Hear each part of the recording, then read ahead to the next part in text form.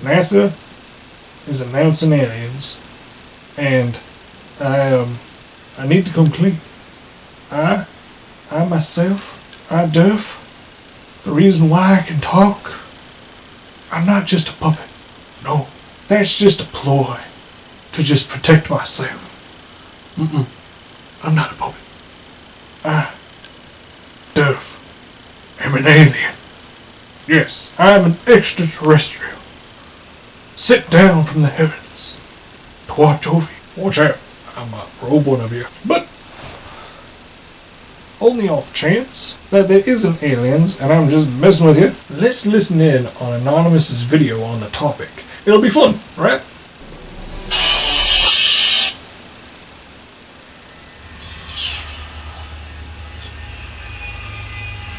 NASA, mankind is about to discover extraterrestrial life. This was stated by the spokesman of the National Aeronautics and Space Administration during one of the last hearings of the Committee for Science, Space and Technology of the United States. Are you ready for disclosure? Or No, I'm not ready for disclosure. I want us to live in suspense for the rest of my life. Or are you expecting little microorganisms on a distant moon in our solar system? Wait. There's microorganisms? There are many who claim that unofficially, mankind has already made contact with aliens, and not just little microorganism floating around inside a massive alien ocean, but advanced space-faring civilizations. 25 years ago, we didn't know that planets existed beyond our solar system. Today, Planets exist beyond our solar system? we have confirmed the existence of over 3,400 exoplanets that orbit other suns. And we can Is that the suns? Is that what stars are? I'm learning so much. Keep going, Mr. Face. continue to make new discoveries. Professor Thomas Zurbuchen, Bless you. Associate Administrator of the Science Mission Directorate at NASA headquarters in Washington, said our civilization is on the verge of discovering evidence of alien life in the cosmos. Cosmos? I thought it was pronounced Cosmos. Which one is it? Is it like kind of that aluminium deal?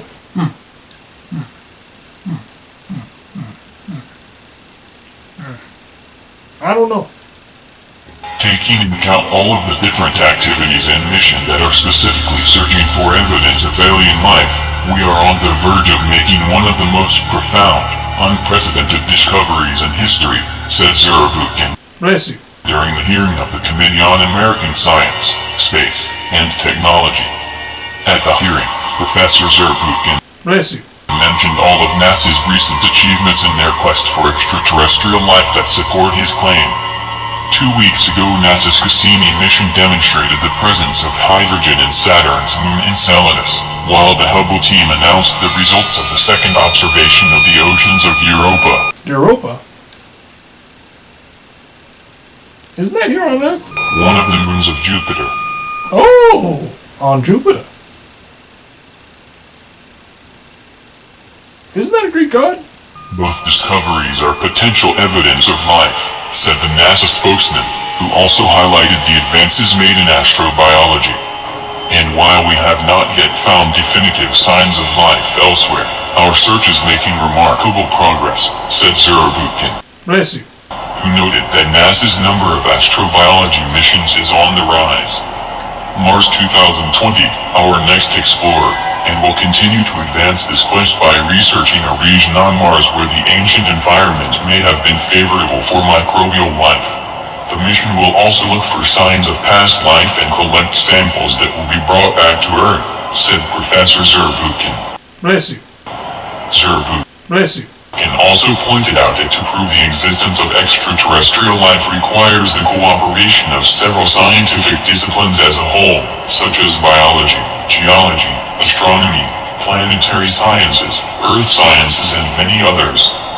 The NASA Transition Authorization Act of 2017, which President Trump signed into law last month, ensures continued American leadership in astrobiology and the We're leading it?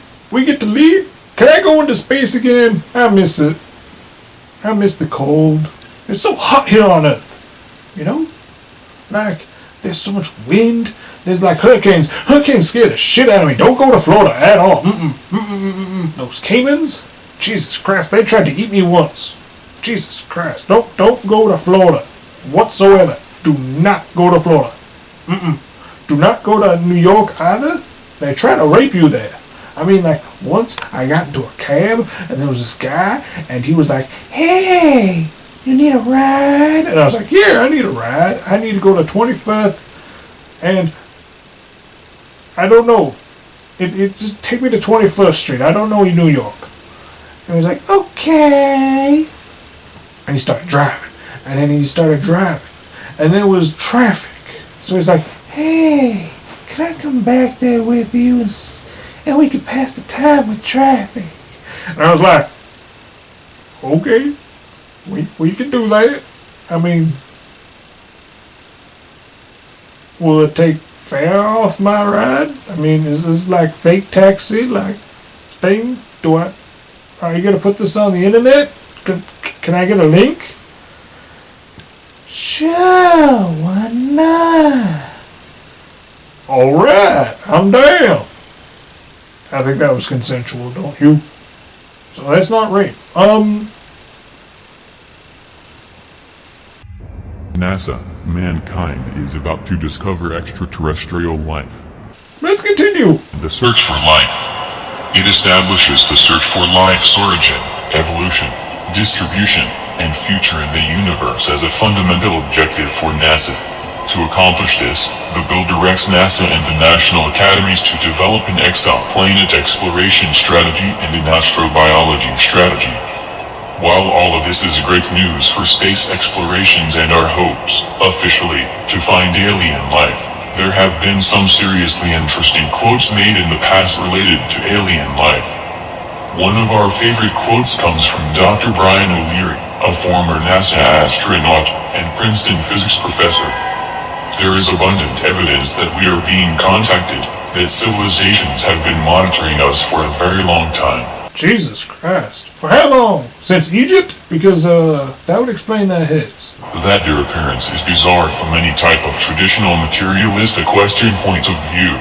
That these visitors use the technologies of consciousness. They use droids. They use co-rotating magnetic disks for their propulsion systems, which seems to be a common denominator of the UFO phenomenon. FBI document. We've been visited by beings from another dimension.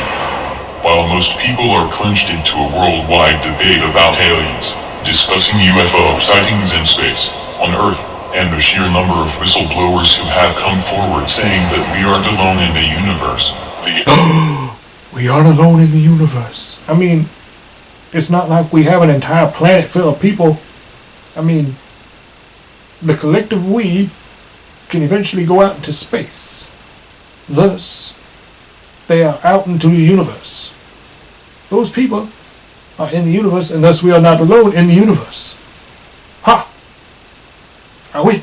The FBI has a very interesting document posted on their website. The declassified document states that not only have we been visited by ET, apparently we've been visited by beings from other dimensions. However, like Doctor Strange.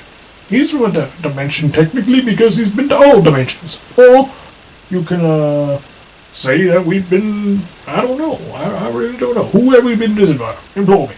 It is noteworthy to mention that the document itself did not originate within the FBI.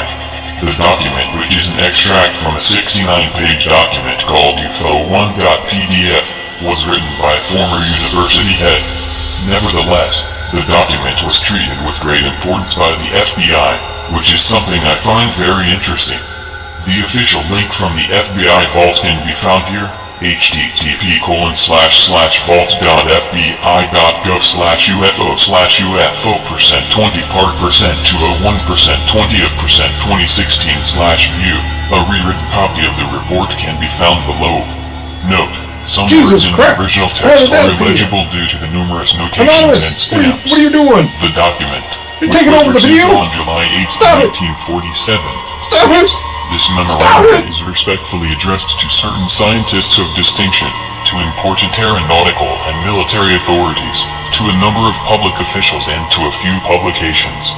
The writer has little expectation that anything of import will be accomplished by this gesture. The mere fact that the data herein were obtained by so-called supernormal means is probably sufficient to ensure its disregard by nearly all the persons addressed. Nevertheless, it seems a public duty to make it available. Man, you said duty. The present writer has several university degrees and was formerly a university department head. A very serious situation may develop at any time with regard to the flying saucers. If one of these should be attacked, the attacking plane will almost certainly be destroyed. In the public mind, this might create near panic and international suspicion. The principal data concerning these craft is now at hand and must be offered, no matter how... Well, first of all, if we attack a flying saucer, that right there is XCOM's duty. And if XCOM decides to shut down a flying saucer, they know for a fact that is malicious. Now, a malicious flying saucer is a very good thing to take down. Now, I trust XCOM to take down any malicious thing in general. So, why are you putting out this misinformation that it would be a bad thing to take down this flying saucer? Do you want to talk to the bad guys? Do you not remember what happened in Mars Attacks when we talked to the bad guys? Fantastic and unintelligible, it may seem to minds not previously instructed in thinking of this type. Part of the disk's carrying crews, others are under remote control. Their mission is peaceful. The visitors contemplate settling on this plane. These visitors are human-like but much larger in size. They are not excarnate Earth people but come from their own world. They do not come from a planet as we use the word, but from an etheric planet which interpenetrates with our own and is not perceptible to us. The bodies of the visitors, and the craft, automatically materialize on entering the vibratory of our dense matter. The discs possess a type of radiant energy or ray, which will easily disintegrate any attacking ship. They re-enter the etheric at will, and so simply disappear from our vision, without a trace. The region from which they come is not the astral plane, but corresponds to the locus ordinis. Students of esoteric matters will understand these terms. They probably cannot be reached by radio, but probably can be by radar. If a signal system can be devised for that apparatus, we give information and warning and can do no more. Let the newcomers be treated with every kindness, unless the discs are with illegible, with which our culture and science are incapable of dealing. A heavy responsibility rests upon the few in authority who are able to understand this matter. Addendum: the locus are oval-shaped, fluted length, oval with a heat-resisting metal or alloy not yet known. The front cage contains the controls, the middle portion a laboratory, the rear contains armament, which consists essentially of a powerful energy apparatus, perhaps a ray.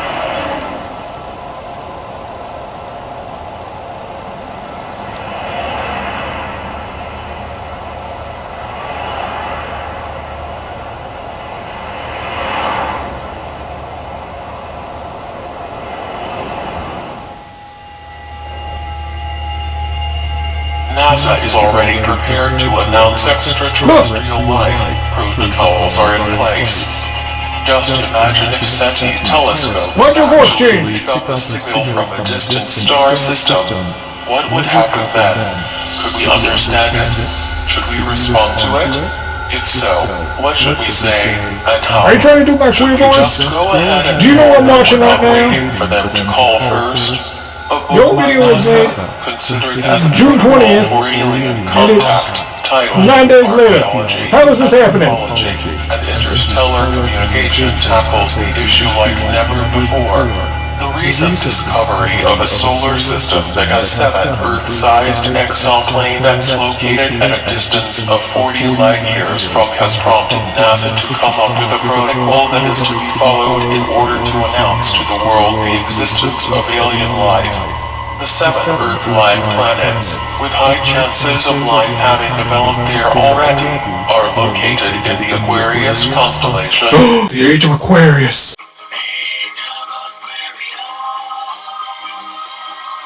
The Age of Aquarius. Oh my god. Oh my god. Oh my God. That's what it means. That's what the Age of Aquarius means. In 2150, NASA is going to announce these alien life forms. They're not going to announce them now, like everybody thinks they are. That's not now. The Age of Aquarius, they are going to announce these beings. That's why they are in the Aquarius region. You know what I mean?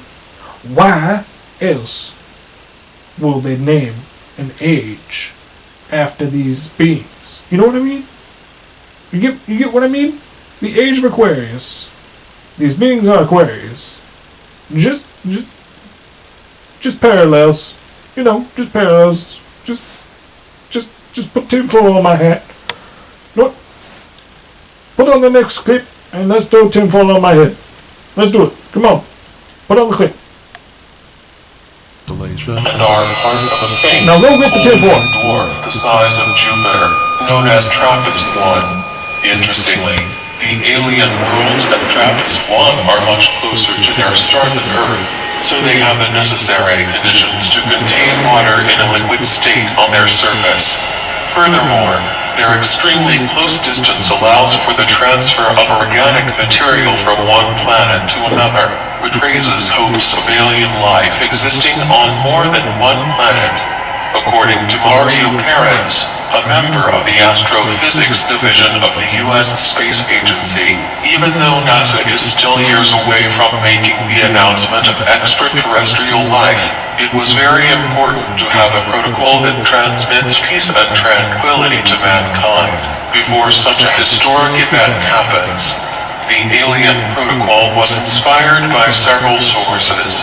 One of the more important were the historical precedents about encounters between completely different civilizations on Earth, as it happened during the conquest of America when Europeans set foot on the new continent. Part of the protocol can be found in a book titled Archaeology, Anthropology and Interstellar Communication, a manuscript created by NASA as a guide, or manual, intended to prepare humans for contact with possible forms of extraterrestrial life. As noted in the book, perhaps the best model for... I'm ready for contact.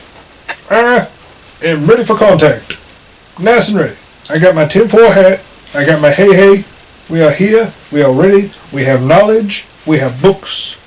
All sorts of knowledge for them to share and care. You didn't put it all right.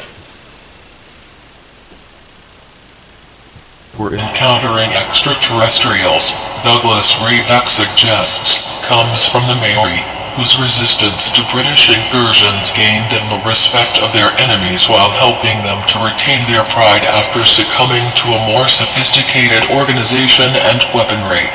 Furthermore, although each terrestrial culture may have a natural approach to encountering aliens, some responses may be more effective than others. Given the probable technological superiority of any extraterrestrial civilizations we are likely to contact, we would be wise to consider all of our options. According to experts, it is no longer a question of whether there is life on other planets, but when we will find it. Many astronomers have seen the development of intelligent life as an inevitable occurrence given proper environmental conditions on a planet, and even though such beings would not be identical to humans, we should expect to find significant parallels. See? Even they agree at the very end that there's significant parallels. So I'm not the only one that deserves a tinfoil hat. Even you, Anonymous, need a tinfoil hat. So, please, join me in my tinfoil hattery and wait for the aliens. Because that's all I need to do. I'm going to pull up my childhood's end and start reading. And we're just going to sit here and wait.